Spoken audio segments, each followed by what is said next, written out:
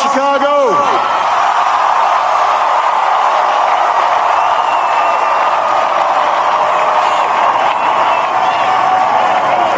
If there is anyone out there who still doubts that America is a place where all things are possible, who still wonders if the dream of our founders is alive in our time, who still questions the power of our democracy, tonight is your answer.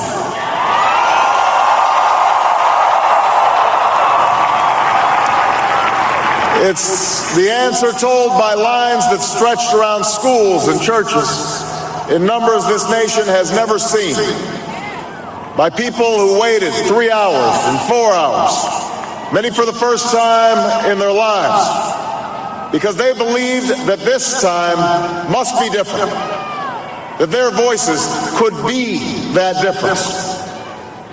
It's the answer spoken by young and old, rich and poor, Democrat and Republican, black, white, Hispanic, Asian, Native American, gay, straight, disabled and not disabled, Americans who sent a message to the world that we have never been just a collection of individuals or a collection of red states and blue states. We are and always will be the United States of America.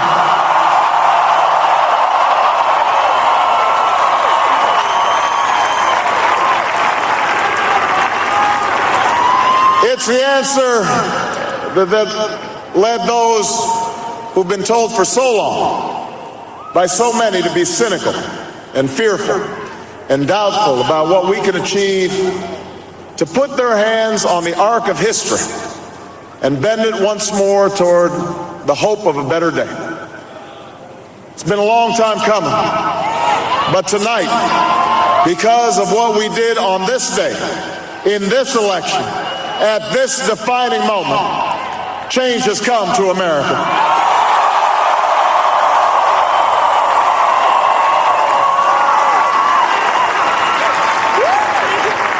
A little bit earlier this evening, I received an extraordinarily gracious call from Senator McCain. Senator McCain fought long and hard in this campaign, and he's fought even longer and harder for the country that he loves. He has endured sacrifices for America that most of us cannot begin to imagine. We are better off for the service rendered by this brave and selfless leader. I congratulate him. I congratulate Governor Palin for all that they've achieved. And I look forward to working with them to renew this nation's promise in the months ahead.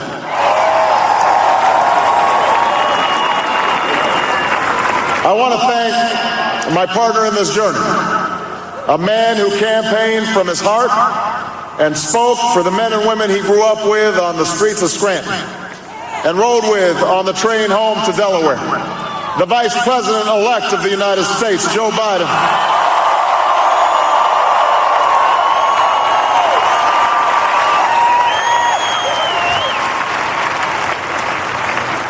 And I would not be standing here tonight without the unyielding support of my best friend for the last 16 years, the rock of our family, the love of my life, the nation's next First Lady, Michelle Obama.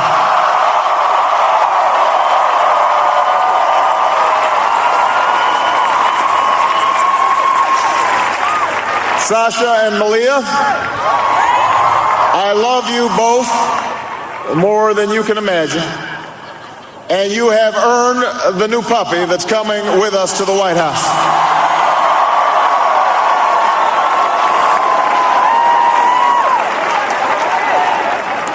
And while she's no longer with us, I know my grandmother's watching, along with the family that made me who I am.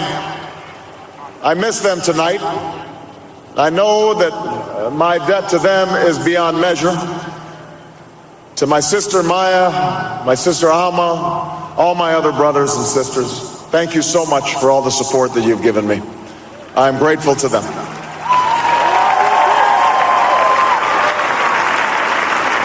To my campaign manager, David Plouffe.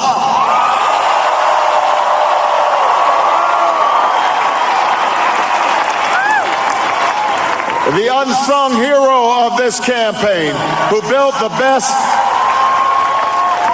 political campaign, I think, in the history of the United States of America. To my chief strategist, David Axelrod, who's been a partner with me every step of the way. To the best campaign team ever assembled in the history of politics, you made this happen, and I am forever grateful for what you've sacrificed to get it done. But above all, I will never forget who this victory truly belongs to. It belongs to you. It belongs to you. I was never the likeliest candidate for this office. We didn't start with much money or many endorsements. Our campaign was not hatched in the halls of Washington. It began in the backyards of Des Moines, in the living rooms of Concord, and the front porches of Charleston. It was built by working men and women who dug into what little savings they had to give $5 and $10 and $20 to the cause. It grew strength from the young people who rejected the myth of their generation's apathy, who left their homes and their families for jobs that offered little pay and less sleep. It drew strength from the not-so-young people who braved the bitter cold and scorching heat to knock on doors of perfect strangers, and from the millions of Americans who volunteered and organized and proved that more than 2 centuries later, a government of the people, by the people, and for the people has not perished from the earth. This is your victory.